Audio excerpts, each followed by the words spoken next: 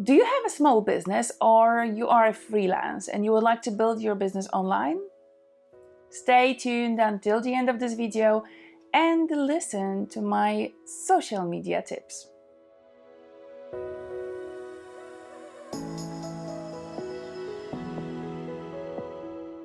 Hello Boss Dreamer, it's Katy from katydbusinesscoaching.com, helping you to grow your business and speak with confidence. Today we're going to talk a bit about social media, which one are actually most important for you and which are those that you actually don't need. Because believe me, you don't need to be on any social media that is out there. I'm very happy you're here, and I will be even more thrilled if you subscribe to the channel and hit the bell button. This way you'll be notified every time the video pops into the channel. I used to have about 10 different social medias that I was using, and to be honest, that was super overwhelming and extremely time consuming. Today I'm daily on LinkedIn, on Facebook, and on Instagram, especially INSTASTORIES. And on the weekly basis, every Thursday, for sure, you can find me here on YouTube channel. Let me quickly talk you through the social media that I'm using and a couple of more as well. Facebook? Facebook is for old people. That's what I've heard a year ago from my niece. She's a teenager.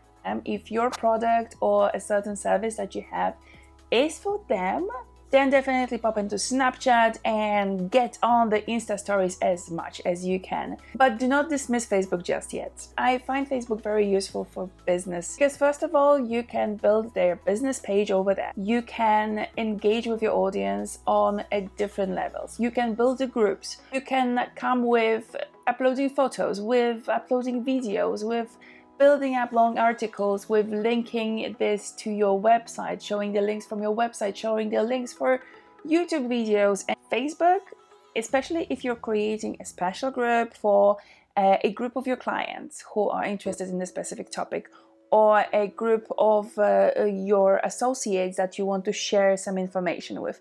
This is a great place where you can at the same time pop in and do your live to a certain already existing audience of yours. Instagram is definitely the place where you can reach millennials and young generations, but not only.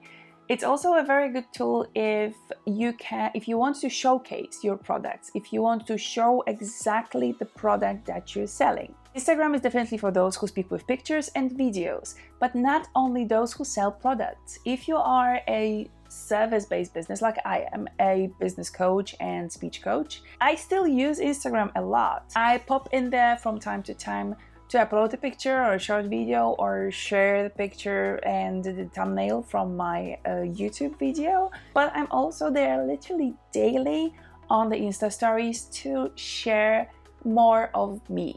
This way I connect, this way I gain a natural and authentic face that I actually have on my daily life. Twitter is there to share your messages in a short way. You can use a short text, a link to your other social media, to your YouTube channel, to your website. Don't forget the hashtag on your short tweets. After all, Twitter is the hashtag world. LinkedIn is a social media which, at least in Europe, seems that most people use it as their online CV. And they miss a lot of its potential. You can not only present your full life over there and connect with recruiters, managers of the company, everybody who are in the business where you would like to work, or in the business that you're currently working but looking for the new position. It is also a great place for you to build business connections, business associates. If you will truly commit to LinkedIn, it can give back to you a lot.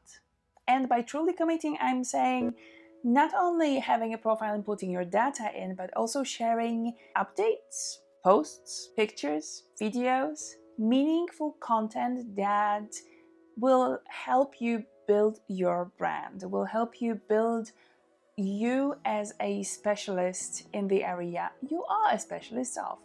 I would forget, if you are in a product-based business or if your service is connected with choosing certain visual aids, like for example your wedding planner, then definitely popping into Pinterest and building up over there some information that will trigger people to follow your boards would be amazing and very important for the growth of your business online.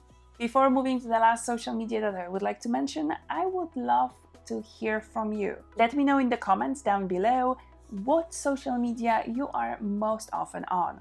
I left this social media till the end because we are actually here. YouTube. Is that actually a social media? Is it actually what it is? A second best search engine in the world of internet. The only difference from Google that it has is that it gives you answers in the form of videos. I created my channel about 2 years ago, but I was not taking it so seriously. Since about 2 months, I started following people who, in my opinion, are really well established here on YouTube, and from them I gained several tips that helped me on my journey. Next week, I would like to share with you my YouTube checklist that is great for YouTube starters. If you will hit the subscribe button today and hit the bell as well, you will know exactly when this video with YouTube starters checklist will pop in next week on my channel.